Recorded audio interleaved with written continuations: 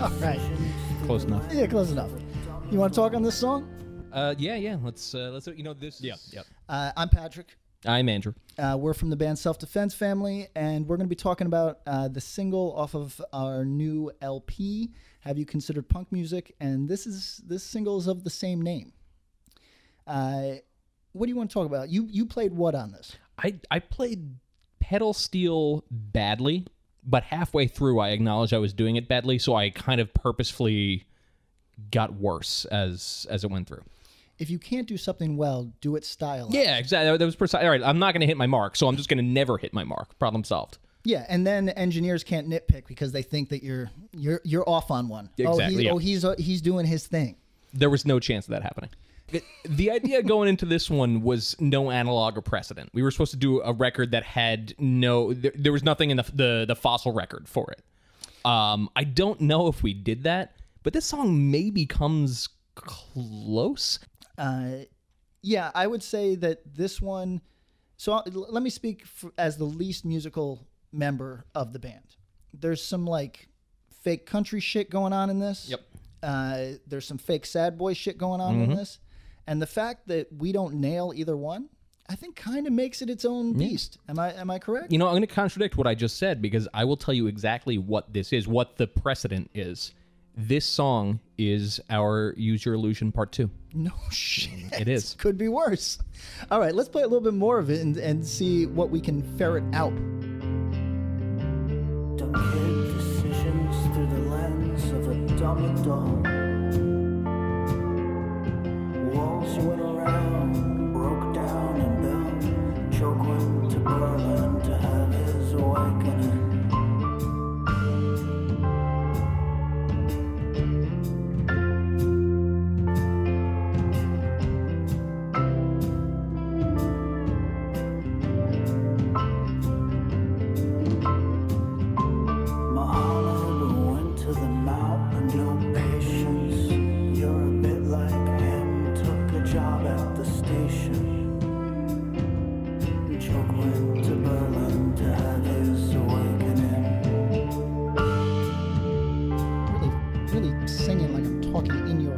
Yeah, it occurred to me listening to this on the way over here, you've made a choke reference on almost every record we've put out, and like almost every LP. An icon. I also wonder how many times we reference Muhammad. A lot. I feel like Choke and Muhammad are two reference points that are like neck and neck. A lot. Jesus gets third tier in our reference catalog. Choke is right up there. We got to call it. Muhammad's more interesting. You just got to call it what it is. It's how it goes. Yeah, Jesus might be played at this point. Yeah. But this record is me at my most fake clever.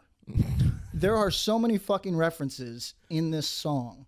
How many did you catch when you were listening the first time? Not that many. It's one of those things I keep catching along the way. I did walk around Berlin listening to this song 2 weeks ago, and it struck. So everything on this is referring to a specific human being doing a specific thing that resonates either now because I'm looking back on shit, or I remember making a real impact on me at the time, right?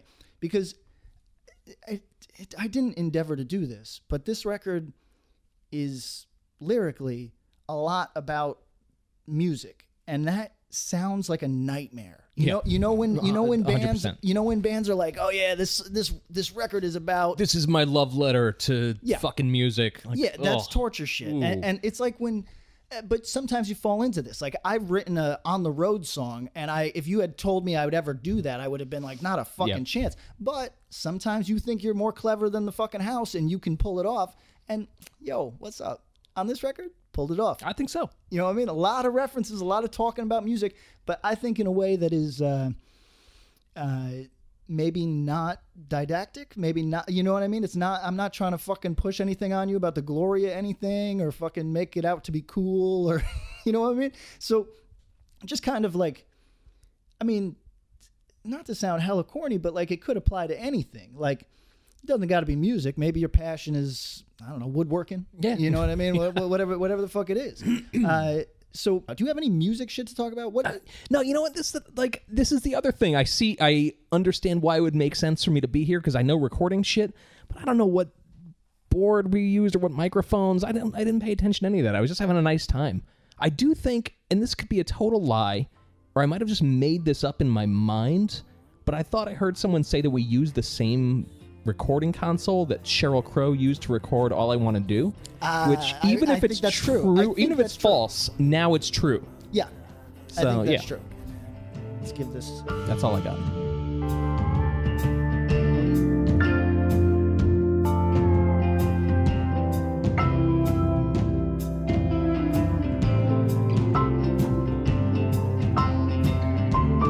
Things you said, why'd you fight that kid? I don't remember. Seemed like I was angry, something maybe.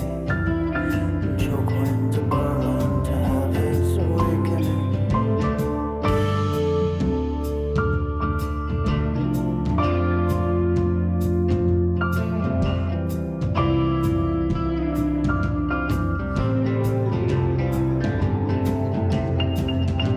Poor Sarah had to try one last time. Glass ring hanging overhead by a horse hair string.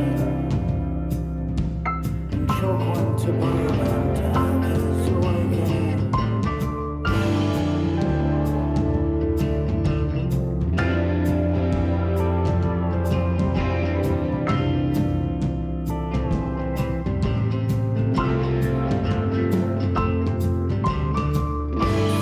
Kicked a man's head from his body.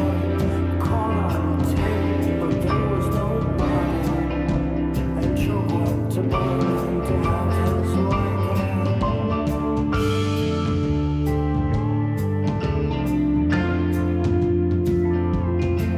Catch that last one? Yeah, that actually, to me, that's the most musically interesting part of the entire song. That little segment right there. The little twinkie twinkie. You get the twinkles. That's our Use Your Illusion 2 stuff right there. This is our 14 years.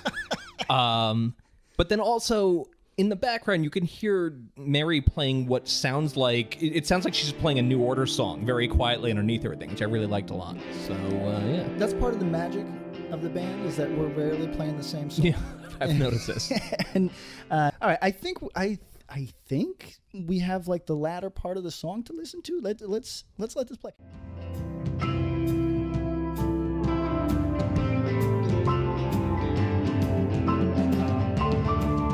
Good stories and reality, they rarely overlap.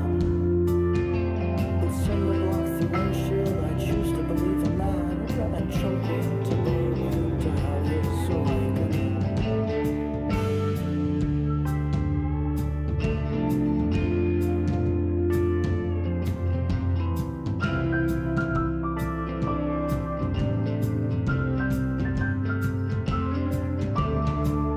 Straight people do straight people things, but you found a way to direct that high school rage. And Joke went to Berlin to have his awakening.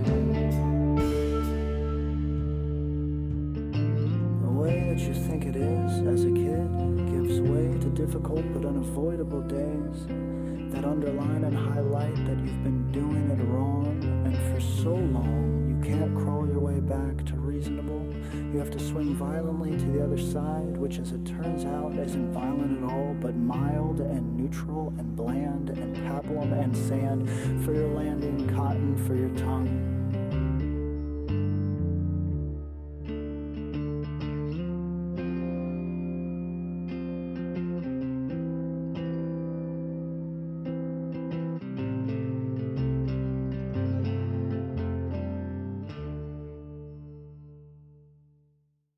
Yeah, that last part has two of my favorite things in this song, which is it shows that everything's a little bit out of tune, which I love and everyone else hates. So every time we play something in the studio that's a little out of tune, I'm like, no, keep that. And then it goes away. But we managed to get a little bit soft there. And then that insane, like, phasey, buzzy sound from the guitar not playing. I really like that a lot. I've become insanely resentful of people that need good Yeah, it's recordings. totally nuts. I'm like disgusted by I them. stopped recording because of it. I gave up recording music because people wanted things to be so nice that it was not fun anymore. It's like it's such a fucking drag. I really think that there's like this misunderstanding between a glossy, disgusting product version of perfection and good. Yeah, I it's think you should have totally a nuts. good recording. I think that you should value a good recording.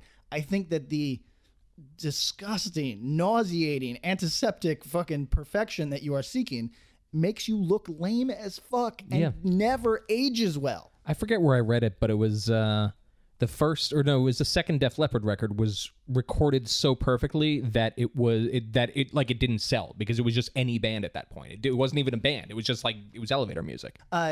This we should mention. This was recorded by Taylor Young. Yes. Who we brought in on this record for the purpose of the fact that he knows nothing about the type of music that we play. It really showed in the process too. It was great. A phenomenon that I don't think is necessarily bad, but is a true fact, is people that record within genres have definite opinions on those genres. Taylor, who records primarily metal, had no opinion on our songs except on the merit of the song itself. So there was no like, oh, I see what you're shooting for. It was, this tone should be thicker. Yeah. Why is this? Your drum should be more aggressive here. And coming from no place except, I want to make a good song. Yeah, it was great. The only feedback he ever gave on a song that wasn't like tonal or structural was one song he said sounded like a montage in an 80s movie about sailing, which I thought was good. But I'll take that over the guy that wants us to sound like Built to Spill. 100%. You know what I mean? 100%. And that's no disrespect to engineers that we've worked in the past who are I've loved actually every engineer. No, you're thinking about it? No, it's been a while. I'm just going back through. Yeah, I don't think I had a problem with anyone. We've had like a long history of recording, and I have liked almost every engineer a lot. Yeah. And I like when we hit the dudes that kind of telegraph their discomfort or displeasure. I do like that, yeah. But the reason that Taylor was our man for this was because he had recorded something for us earlier, and when we said, "Oh, hey, could you change this?" he responded with a text, "LOL, no." and we said, "Excuse me?" And he said, "It'll be lame then."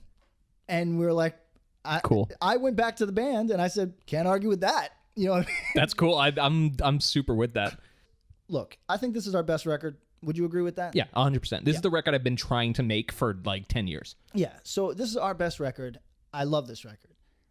I'm not precious about individual songs, nor am I precious about process, aside from the fact that it has to be interesting. So what else we got to say on this? Is this representative of the record? No. No single song I think is representative of the record, which is good. Is that good or bad? There are tracks on here. I'll give listeners a preview. There are tracks on here where you effectively channel Morrissey. Oh, no shit. I shit you not. I think that's that could get me in trouble. Some people don't like him. Yeah, well, I mean, we're pulling you into beefs here. Yeah, there's tracks on here that fuck it, I don't know, just buy the record. All right, everybody. This has been our little deep dive on a single song, the self-titled, or the what do they call it? Also titled. I can picture the word, but Also, I'm not going to embarrass myself by trying to say it. The record is named "Have You Considered Punk Music?" This is the title track. That's what there you go. Title track. Perfect. This is the title track from our new LP. Hope you examined that deep dive. Enjoyed that deep dive. Thank you very much to Run for Cover for putting out this record, and buy it. I would like enough notoriety that we start getting some of those syncs. So people at home that don't know what a sync is, because that's a corny fucking industry word. It's basically music licensing, where like Victoria's Secret picks up your song and you just get a $12,000 payout for them to play 10 seconds of your song on a campaign. And most of those now are bought for low money, I think, from just oh, here, this is the vibe we want. Yeah, for sure. But I would like sort of the big shampoo money of the transplants. You know what I mean? That's what I'm going for on this record. So everybody pitch in, buy I can't imagine what you'd sell with this music, like rolling papers. Like I don't know what you're going to sell with this one, but we could try it. But okay, everybody, thank you for your time. Thank you for your attention. Go buy the record. It's called Have You Considered Punk Music on Run for Cover Records. This is the single. I assume there's like probably going to be a pre-order or whatever. Nobody, you know, I'm I don't know how any of that I'm not works. much of a business person. All right, goodbye.